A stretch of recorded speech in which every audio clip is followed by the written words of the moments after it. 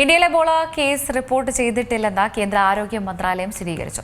ഉഗാണ്ടയിൽ നിന്ന് എത്തിയ യുവതിയുടെ പരിശോധനാ ഫലം നെഗറ്റീവാണെന്ന് ആരോഗ്യ മന്ത്രാലയം വ്യക്തമാക്കി. അതേസമയം കോങ്കോയിൽ നിന്ന് ഇന്ത്യയിലെത്തിയ 37 വയസ്സുകാരൻ നിരീക്ഷണത്തിൽ തുടരുകയാണ്.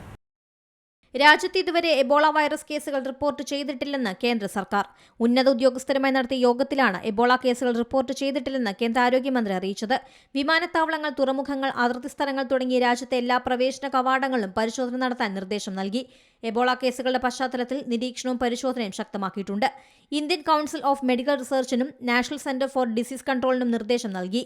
എബോള ബാധയെ തുടർന്ന് ലോകാരോഗ്യ സംഘടന ആഗോള അടിയന്തരാവസ്ഥ പ്രഖ്യാപിച്ചതിന്റെ പശ്ചാത്തലത്തിലാണ് പ്രതിരോധ നടപടികൾ ശക്തമാക്കിയത്. ഉഗാണ്ടയിൽ നിന്ന് വന്ന 28-കാരി എബോള പരിശോധനയ്ക്കായി സാമ്പിൾ ശേഖരിച്ച ശേഷം ഐസൊലേഷനിലായിരുന്നു. ഡെമോക്രാറ്റിക് റിപ്പബ്ലിക് ഓഫ് കോങ്കോയിൽ നിന്ന് ഇന്ത്യയിലെത്തിയ 37 വയസ്സുകാരനായ വ്യവസായിയെ എബോള സംശയിച്ച് ആശുപത്രിയിൽ പ്രവേശിപ്പിച്ചു. 10 ദിവസം മുമ്പാണ് ഇദ്ദേഹം ഇന്ത്യയിലെത്തിയത്. പിന്നീട് വഡോദരയിലേക്കും സിൽവാസയിലേക്കും യാത്ര ചെയ്തിരുന്നു. 6 ദിവസമായി ഇദ്ദേഹത്തിന് കടുത്ത പനിയും ശാരീരിക അസ്വസ്ഥതകളുമുണ്ട്. പ്രത്യേക എബോള വാർഡിലേക്ക് മാറ്റിയിട്ടുണ്ട്. ഇദ്ദേഹവുമായി അടുത്ത സമ്പർക്കം പുലർത്തിയ 3 പേരെ കൂടി കണ്ടെത്തി ഐസൊലേഷനിൽ പ്രവേശിപ്പിച്ചു. വിമാനത്താവളങ്ങളിൽ പരിശോധന കർശനമാക്കിയിട്ടുണ്ട്. ആഫ്രിക്കൻ രാജ്യങ്ങളിൽ എബോള റിപ്പോർട്ട് ചെയ്ത പശ്ചാത്തലത്തിൽ വിദേശത്തു നിന്നെത്തുന്ന യാത്രക്കാരെ നിരീക്ഷിക്കാൻ പ്രത്യേക വാർഡുകളും സജ്ജമാണ്. ആഫ്രിക്കയുടെ ചില ഭാഗങ്ങളിലുണ്ടായ രോഗബാധയെ തുടർന്ന് എബോളയുടെ സ്ഥിതിഗതികൾ സൂക്ഷ്മമായി നിരീക്ഷിച്ചു വരികയാണ്. National desk C Malayalam news.